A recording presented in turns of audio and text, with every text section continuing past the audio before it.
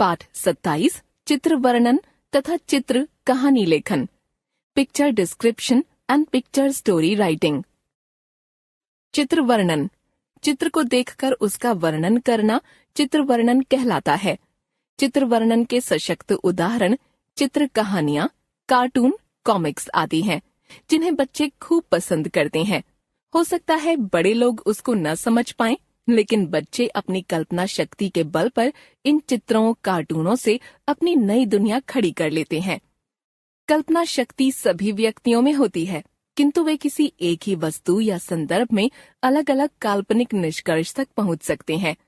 उदाहरण के लिए, किसी चित्र में यदि भौंकता हुआ कुत्ता दिखाया गया है, तो 3 बच्चे इसे अपने अपने अनुभवों और अपने अपने ढंग से समझ सकते हैं। यदि बच्चों से पूछा जाए कि चित्र में कुत्ता क्यों भौंक रहा होगा, तो तीनों बच्चों के 3 उत्तर हो सकते हैं। कुत्ता भूखा है इसलिए भौंक रहा है, कुत्ता किसी व्यक्ति पर नाराज होकर भौंक रहा है, उसने किसी दूसरे कुत्ते के भौंकने की आवाज सुनी है इसलिए भौंक रहा है। इन तीनों में से कौन सा उत्तर अधिक सही है, यह इस पर निर्भर करेगा कि उसके आसपास के परिवेश में अन्य प्राणी उसके साथ किस तरह का व्यवहार कर रहे हैं। वर्णन के लिए जो चित्र दिए जाते हैं उनमें किसी घटना का वर्णन हो सकता है, कुछ गतिविधियां हो सकती हैं, लोगों की विभिन्न भाव भंगिमाएं हो सकती हैं, कोई प्राकृतिक दृश्य हो सकता है, आदि आदि। चित्र वर्णन कैसे करें? सबसे पहले चित्र का सूक्ष्म निरीक्षण करें। चित्र में वर्णित प्रत्येक घटना, स्थिति, गतिविधि को किसी एक कागज पर लिख लें।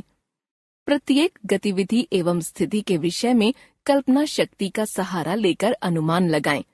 चित्र में वर्णित लोग यदि कुछ गतिविधियां कर रहे हैं तो उनके हाव भाव और चेष्टाओं पर ध्यान दें। यदि प्राकृतिक दृश्य को चित्र में उकेरा गया है तो देखें कि प्रकृति में उस समय क्या क्या हो रहा है, जैसे बारिश होना, सूर्योदय होना, बर्फ गिरना, आंधी तूफान आना आदि। चित्र वर्णन करते समय छोटे छोटे सरल वाक्यों का प्रयोग करें। ध्यान रखें, वर्णन जितना स्वाभाविक होगा उतना ही पाठक के लिए ग्राह्य होगा, अतः वर्णन में अतिरंजकता से बचें। अध्यापक छात्रों को चित्र वर्णन कैसे सिखाएं?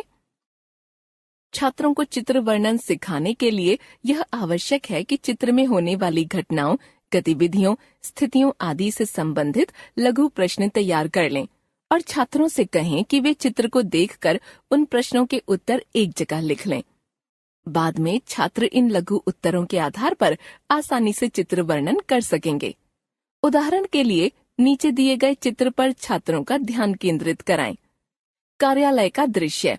अब इस चित्र के आधार पर निम्नलिखित प्रकार के प्रश्न छात्रों से पूछें और चित्र के आधार पर उन प्रश्नों के उत्तर देने को कहें। प्रश्न 1, चित्र में दिखाया गया कार्यालय किसका है? 2, चित्र में कितने लोग दिखाए गए हैं? 3, दिखाए गए लोगों में कितने पुरुष हैं तथा कितनी महिलाएं? 4, प्रत्येक व्यक्ति का नाम तथा पद बताइए। 5, दरवाजे के बाहर खड़े व्यक्ति के हाथ में क्या है तथा वह किस लिए आया होगा? 6, कार्यालय का प्रबंधक कहाँ बैठा है तथा वह क्या कर रहा है? 7, दोनों सॉफ्टवेयर इंजीनियर क्या कर रहे हैं?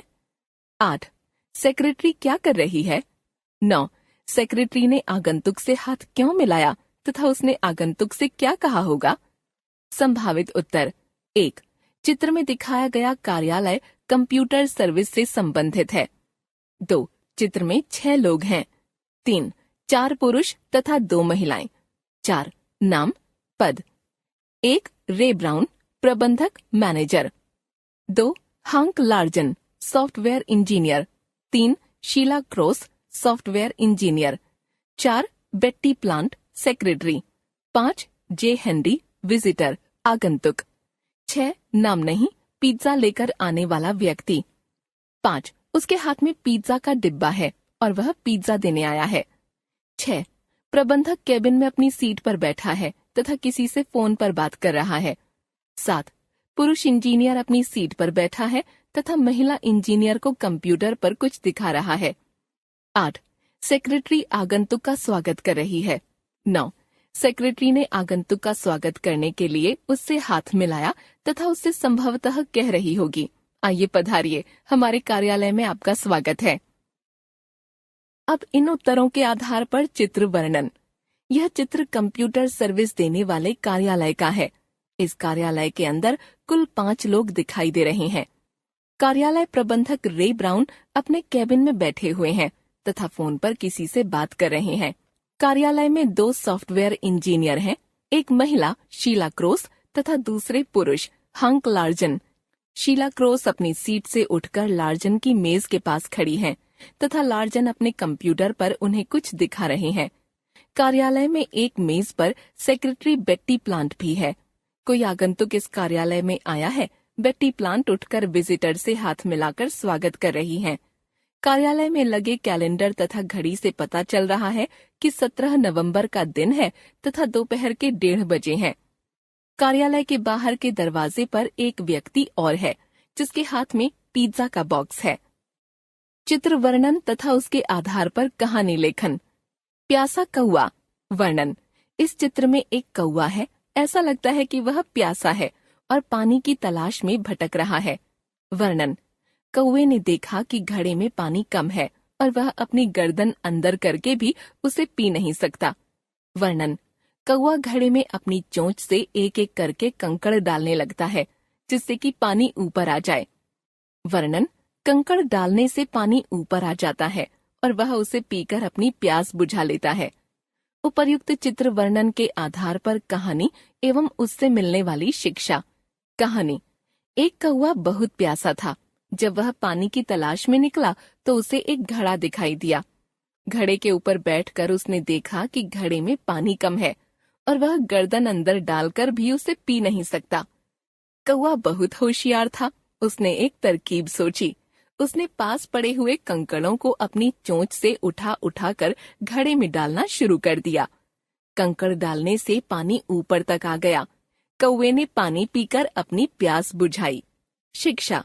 जहाँ चाह वहाँ रहा।